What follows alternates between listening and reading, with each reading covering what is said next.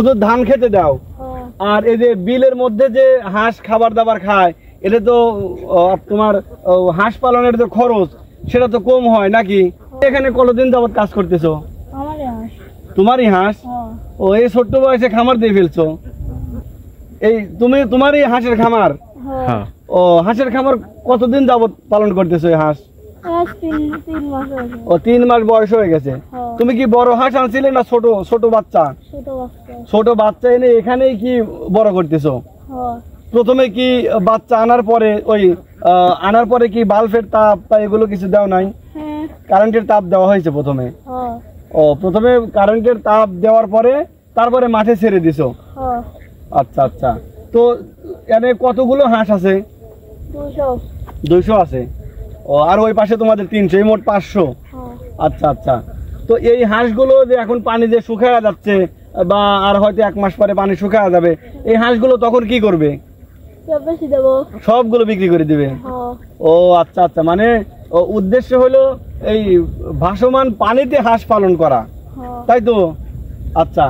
তো এখানে যে হাঁস পালন করতে গেলে হাঁস কি কি রোগ ব্যাধি হয় হাঁসের? কয়টা হাঁস মারা গেছে পর্যন্ত? আচ্ছা।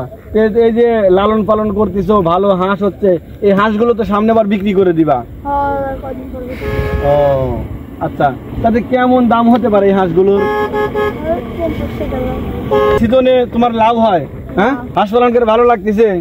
আচ্ছা আচ্ছা। তো সামনে টাকা পয়সা পাইলে বা কোনো সংস্থাতে টাকা পাইলে তুমি আরো বড় করে খামার দিবা? হ্যাঁ। আচ্ছা আচ্ছা আচ্ছা। তো এই হাঁস যদি তোমার কাছ থেকে কেউ নিতে চায় তাহলে এখান থেকে নিবে কেমনে? না এখন না, মানে কিছুদিন পরে যদি তোমার কাছ থেকে কেউ হাঁস নিতে চায় তাহলে তুমি কিভাবে বিক্রি করবা বা তোমার কাছে মানুষ আসবে কিভাবে? ও ব্যাপারীরা এসে নিয়ে যাবে। তো কিভাবে আসবে সেটার লোকেশন একটু বলো, কোন জায়গা থেকে কোন?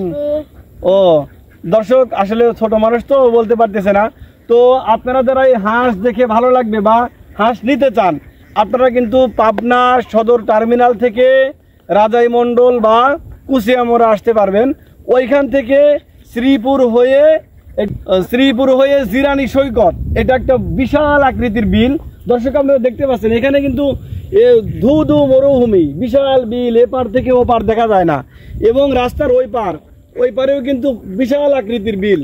তো এই রাস্তার এই দুই পাশের বিলে কিন্তু প্রচুর পরিমাণে এই হাঁস লালন পালন হয়ে থাকে।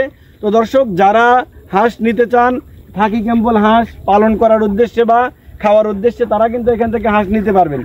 তো দর্শক নিত্য নতুন কৃষিভিত্তিক সকল ভিডিও পেতে আমাদের চ্যানেলটি অবশ্যই সাবস্ক্রাইব করবেন।